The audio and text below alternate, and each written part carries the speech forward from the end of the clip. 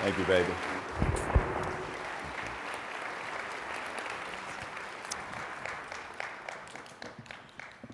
Somebody said it couldn't be done, but he with a chuckle replied that maybe it couldn't, but he'd be one that wouldn't say so till he tried. So he buckled a grin on his face and took off his coat and went to it. And he started to sing as he tackled the thing that couldn't be done, and he did it. There were thousands to tell me I couldn't do it. There were thousands to prophesy failure. There were thousands to point out to me one by one the dangers that waited to assail me. But I just buckled the grin on my face and took off my coat and went to it and started to sing as I tackled the thing that couldn't be done, and I did it. Good morning, Florida League of Cities.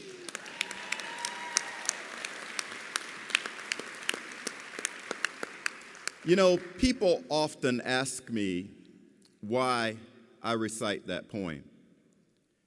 And I will tell you that I recite that poem because it's indicative of my life. Because as a kid growing up in Belgrade, Florida, South Bay and Pahokee, Florida, I was often told that I was not going to amount to much. I was often told that my visions for my life would end up in poverty. I was often told that where I started in life was where I was going to end. So when I say somebody said it couldn't be done, it's only because I know that it can be done. And when life challenges are facing me, I reach down for that poem. I reach down for that song. And I hope that each of you have that song or that poem in your life, because I'm sure there are times when you are doing your work as city leaders that you ask that question or you hear that response that says, you guys are not going to change this city. You're not going to change this community. But somebody said it couldn't be done, and these leaders in this room, you're the one that can do it. Good morning again, Florida League of Cities.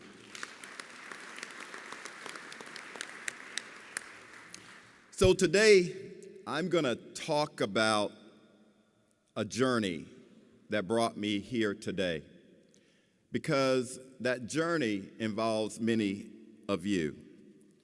But the journey is a part of what Mayor Bates has asked us to do this year, a journey of competence, a journey of learning, and a journey of confidence, because you can't have that confidence unless you have the competence. And Mayor Bates said to us this year that lifelong learning is something that she wanted to encourage all of us to do, because the easy part is that part of getting elected. The most difficult part is that part of service. But my journey and my knowledge of cities started when I was a kid, growing up in a migrant family. We would travel from Belgrade, Florida. From May, we'd go up to Sanford, Florida, where we'd work in the cornfields. Then we'd go and our family would get on this bus with no air conditioning, and all of us would be crowded on this bus. And then we'd travel up to Florida, New York, where we'd work on the plantations and the celery fields. And you would think that I felt as if my life was a horrible life, but actually I was a very happy kid. But the things that I remember most was this. I would be in this bus along with my family, and I would wake up, and every night I'd wake up, I'd see these lights, and usually a bridge was before the lights, where those lights were the lights of cities. And I would lay there sometimes and look up, and I'd see these beautiful lights, and I always said to myself, that's where opportunity is. It's in cities. I would say that is a place that I want to live, I want to grow, I want to get an education. And I knew that at that time, those lights represented opportunity for me and my family. But I also knew when daytime come, that the lights also showed problems. The lights showed homelessness. The day showed poverty. When you rode through these cities, you saw folks that were homeless. When you rode through the city, you saw segregation in the 60s. So I laid back on that bus as a migrant kid, and I said, there is something special about cities. There's something that I know in my heart I can make a difference. And so I'll never forget traveling on those buses, and I'll never forget looking at those lights and knowing that that was, Mr. Mayor, my calling, even at that age. But when I was about 11 years old, I was working out in the celery fields, and we worked on what you call a mule train. Those of you that ever worked, some folks from Belglade and South Bay and Pohoka, they know what I'm talking about. It was a mule train. Everybody got on there, they worked, they packed the celery, and they shipped it off. Well, this time I was on the rick-rack machine. That was the machine that closed down the celery crate. And I forgot to take my hand out of the machine. That thing came down, and it came through my hand and came out here. My mother was standing there, and she said to me, and I'll never forget, she said, "You won't ever come out here again because you don't belong out here. You do not belong out here." And I never returned to that way of life. But then I always look at this scar, and it shows me where I came from, and it shows me how difficult life was, and I'm so blessed to be where I am. So then I arrived. I got a job at Winn-Dixie. I was a bag boy. I had arrived. I was wearing a tie that I borrowed from somebody, and from the 8th grade and to really through high school, but this is the point here. I was in 12th grade. I was working for a man named Johnny Moore. And Johnny was really a mentor to me at that time. And I went to him and I said, "Johnny, I found my career. I want to become a store manager. This is where I belong." And he said to me, he loved me to death. He looked at me. He said, "That's too bad I saw you stealing things out of the back door." And I said, "Johnny, I would never steal anything from Winn-Dixie. I've worked hard." He said, "Before I allow you to stay in this job and at this place, I will get you fired." He said, "You have more to offer to the world." And he allowed me to go to community college, and he allowed me to be able to work as well as go to school. And that's the kind of shoulders I stand here before today, because he knew that there was better for me.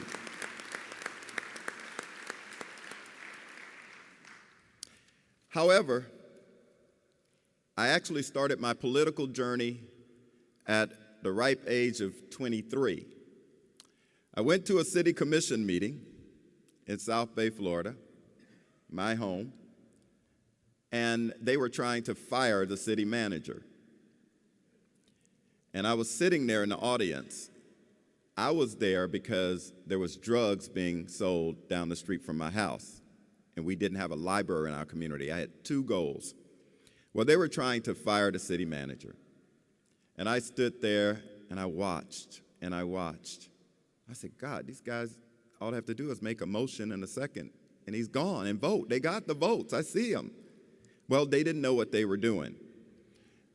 And that city manager is probably in the audience right now, so I won't say his name, because Lomax will get married. Oh, I said it. Lomax will get upset at me. But I said to the guy next to me, I said, "I'm going to run for office." So after graduate school, I returned home. I decided to run for office, and I won by a landslide of 33 votes. It was a mandate, clearly a mandate. But this is where Mayor Bates' concept of lifelong learning started. I ran for office. I won. I worked with the police chief to close down that drug house, which I didn't realize that it was my cousin's house. So my auntie, my cousin, all my folks went to jail, but that was okay. I got that achieved. And then Lomax came to me about a month later, and he said, I've gone over the budget with you, but it's time to establish the budget for the city. And I said, what? What I got to establish a budget for, man? We're good. He said, no, you got to set the millage rate. We got to decide whether we're going to increase it, roll back rate, whatever. And I said, I thought the cable company did all that. I don't know anything. At that point, I really did want to fire him. The easy part of getting elected is what I had done. Getting elected is the easy part, my friends. Governing is the most difficult part. And I think that what I have seen over the last couple of years is that we have rushed to get elected, but not rushed to get educated to govern.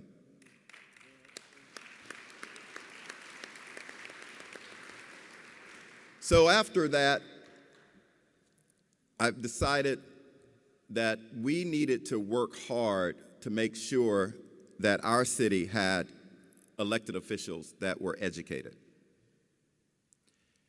I found that the Florida League of Cities was the first place that I turned to. And I think Mayor Ellis has already shared that. It's the place I came when I needed to learn about how to govern, learn about how to lead and how to advocate. It was the place that, for a small city, I did not have a staff. So the Florida League of Cities was my lobbying staff on the state level. And believe me, they thought, no, really, I thought that they worked for me and only me. And they still feel that way today. But I made sure that when I came to these conferences, I became educated about what I needed to do on the housing issues, the economic development issues, and the environmental issues. But as you guys know, a little knowledge is real dangerous. And believe me, I went back home thinking that I knew everything about governing. And that became a challenge on the city commission because many of them at that time did not attend.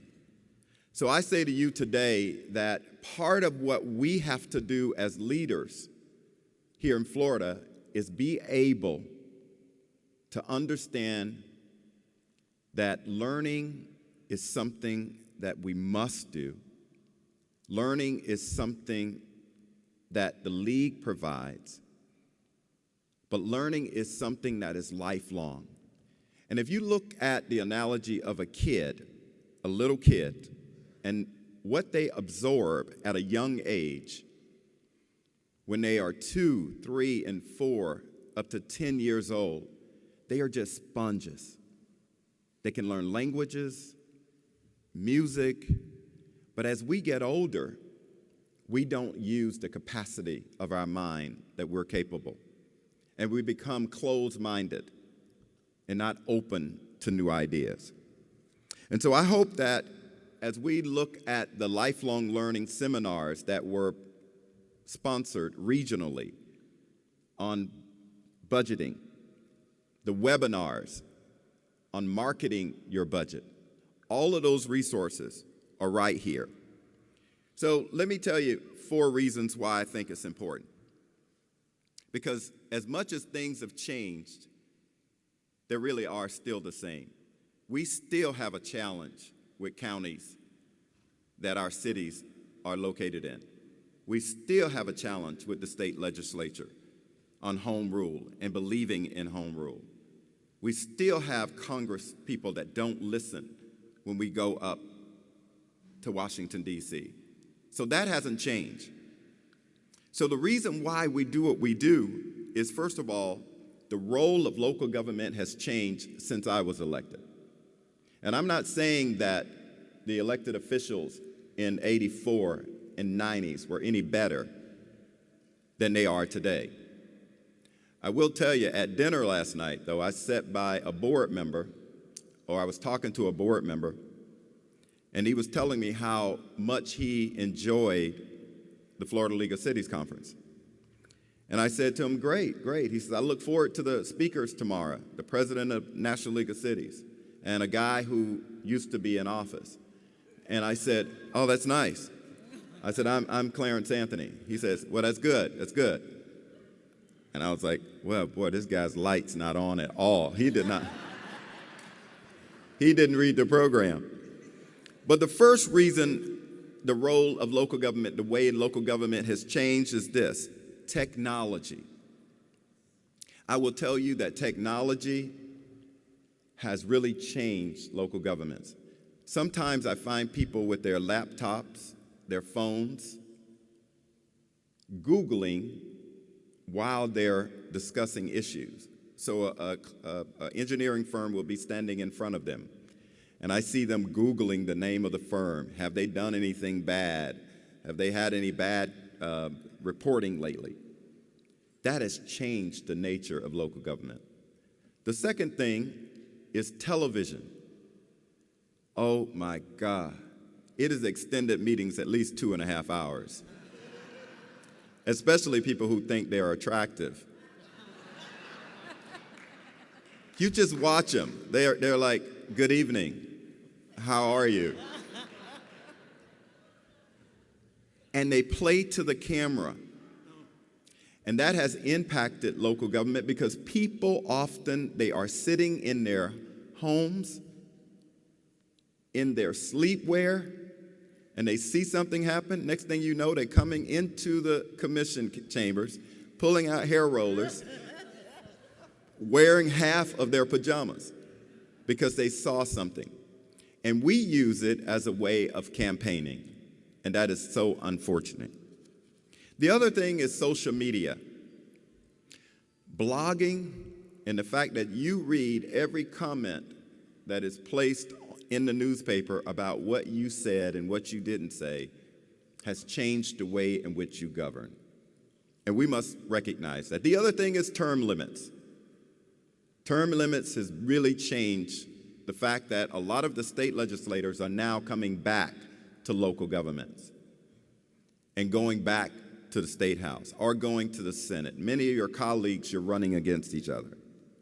The other thing about lifelong learning is that it has caused, and it will cause, conflict on your council if there's not equal information.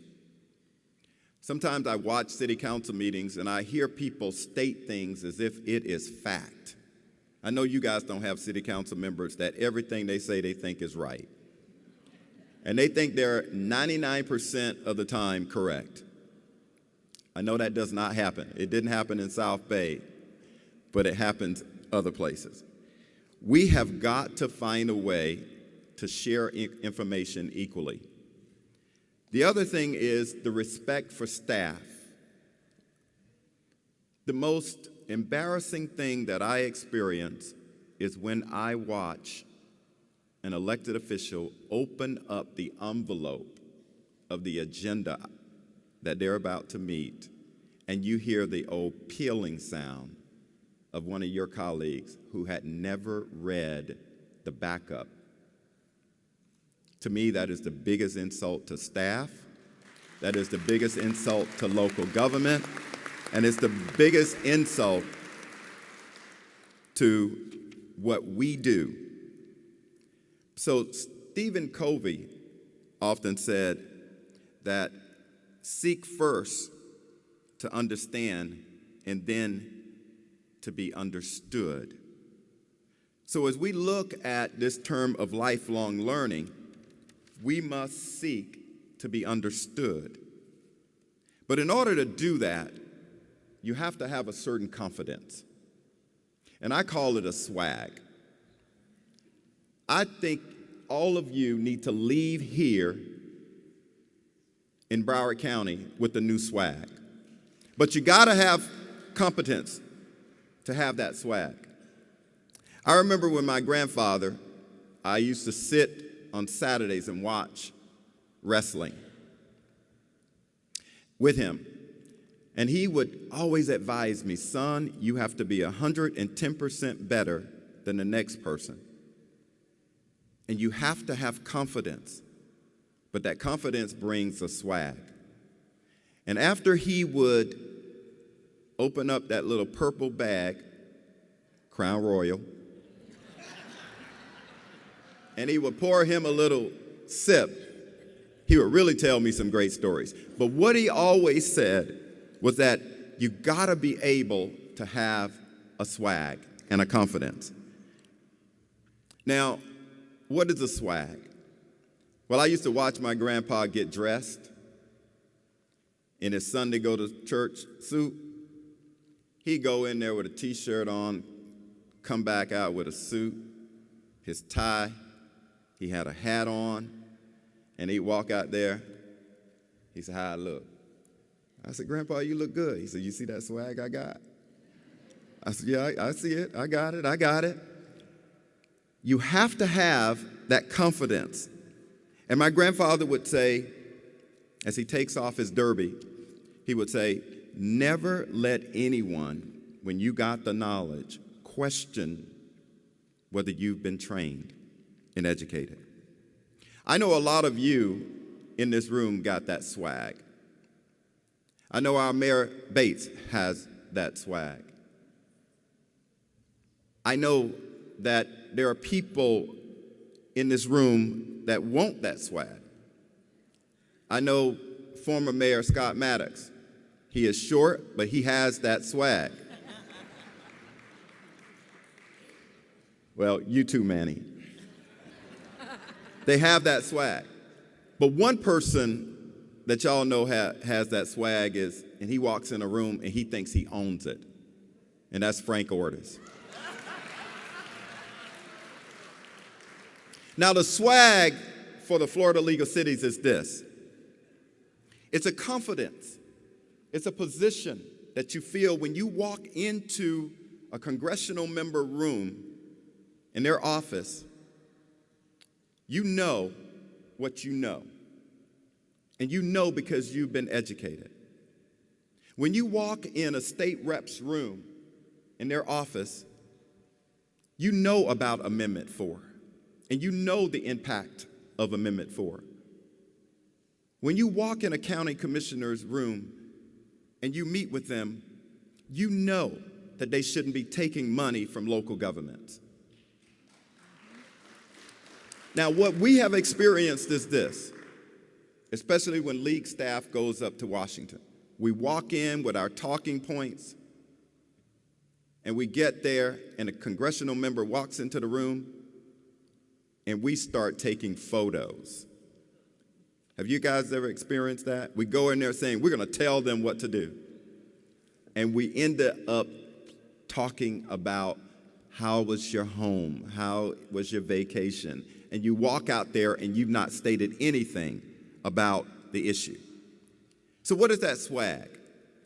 For the Florida League of Cities, it's a single message. The S means a single message. We got to develop a single message around Amendment 4. We got to walk in there saying, this is not good for local government. All of us, on pension reform, we have to walk in there and say, this is not good for local government. It is tearing down our budgets. The W in swag is about working together. No matter whether our political differences, our racial, gender, economic differences, we must work together as a Florida League of Cities. The A is action. It is time now to stop talking It is time now to get to Tallahassee and to get to Washington, D.C., and tell them of the stories of how your budget has been impacted. It is time that we get to Washington, D.C. and Tallahassee and tell them that we are local leaders that believe in home rule. And the G in SWAG, it is about growth. It is about growing as individuals. It's about expanding our knowledge about the issues that we're facing. So as we move forward, we need leaders that have that knowledge, that confidence, but we need leaders that have a swag. If you ain't got a swag, then you need to get out of the way. We need leaders that when they walk into the room, they walk in there and say, as I tell my daughter all the time, you own this. This is yours. There's no need of you being nervous.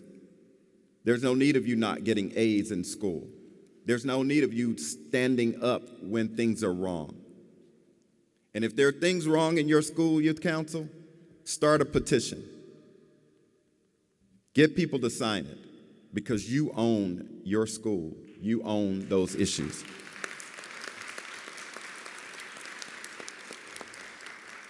I stand before you on the shoulders of great men and women who've been a part of my life. I stand on the shoulders of Johnny Moore. I stand on the shoulders of my grandfather. I stand on the shoulders of the Florida League of Cities. I stand on the shoulders of the National League of Cities. I stand on the shoulders of each of you because you have had a major impact in my life. And you may ask the question, why do I have this passion about cities? Why do I have a passion about the Florida League of Cities? Why do I have a passion about the National League of Cities? It's because there were a lot of people that cared about this little kid called Clarence. There were congressional members that said kids who were migrants needed to have nutrition. So they created a program that you would be able to get cheese and powdered milk and Spam. And I stood in those lines many of years for my family because my mother was working so that we would have food. There were congressional members and state representatives and county commissioners and mayors that said, we need affordable, decent housing in Belgrade, Florida, because we were sleeping in places that now we put our lawnmowers in those kinds of sheds that had community bathrooms. And some leaders said, we need to do something about this. They learned, they had competence, and they had confidence. So they created Community Development Block Grant and the Great Society programs that made a difference for my family. And then in 1964, the civil rights legislation was developed. And I'll tell you, I would not be standing here if there was not someone who believed that every American had the right to hold office.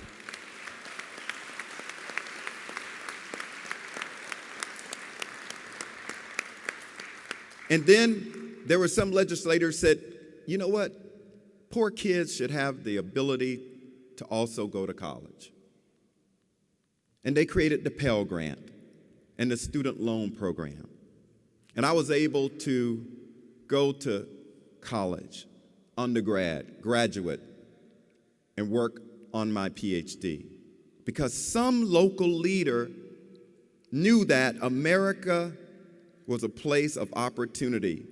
Those cities of lights, when you rode in and you ride in cities right now, you'll see the beautiful lights, were places of opportunity. And they knew that if we invested and reinvested in our community, we will have a better society. Florida League of Cities, there's a lot of Clarences in your city. There's a lot of people and kids that need parks. There's a lot of kids that need an education. There's a lot of kids that need a voice you can be that voice. And one day you'll be able to see those Clarences walking around, making a difference, empowering others, and making an impact on life. So as I close, I tell you, we need that swag. We need that attitude. We need that ability. Are y'all ready to get that swag? Y'all ready to go back home? Y'all ready to go and change? Y'all ready to fight for Amendment 4? Well, if you are, baby, I'm going to be with you. God bless you. God keep you. And thank you so much for this opportunity.